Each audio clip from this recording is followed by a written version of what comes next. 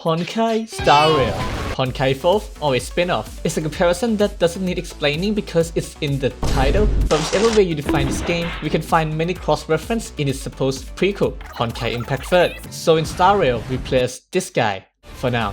This guy and some other people travel the universe in this funny looking train where they would be able to visit random places like the Generator City from Frostpunk, the last human city that survived the frost, kept alive by a heat stick that acts as its core. They say that it's because of the god's blessing or something, but the visual evidence says otherwise. Also notice the steampunk-esque architecture.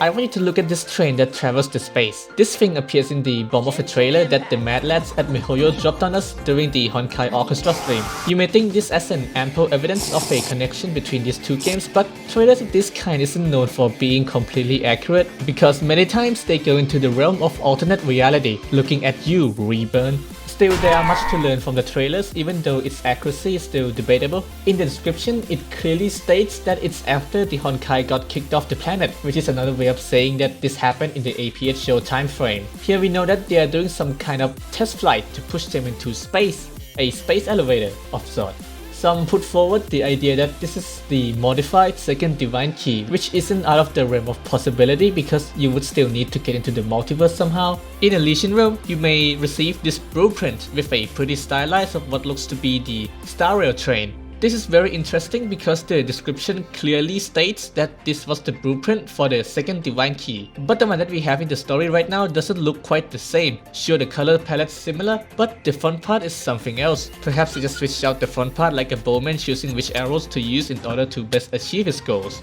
But I have a hint that would shake this up a bit.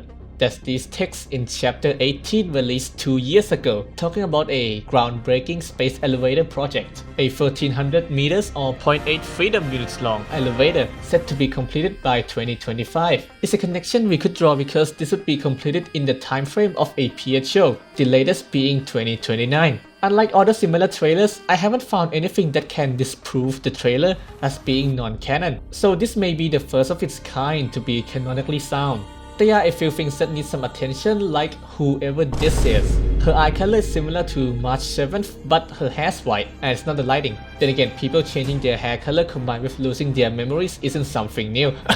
She also dresses similarly to March 7th, but not quite the same. In any case, it's too early to say definitively.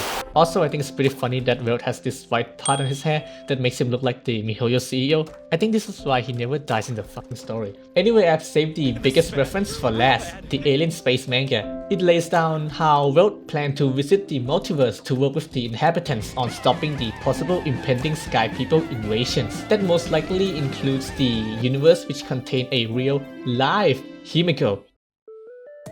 As for the multiverse in question, even though we get familiar faces, it's pretty clear that they aren't the same bunch we see in Honkai 3rd. Look no further than Bronya and Celia about to throw hands at every corner. Maybe nobody would be forced to risk their lives. Anyway, as things are at the moment, anyone looking to try Star Rail should be able to understand it independently, regardless of whether they played Honkai 3rd beforehand. If you have any reference you found that I haven't mentioned yet, feel free to let me know in the comments down below. Thanks for watching.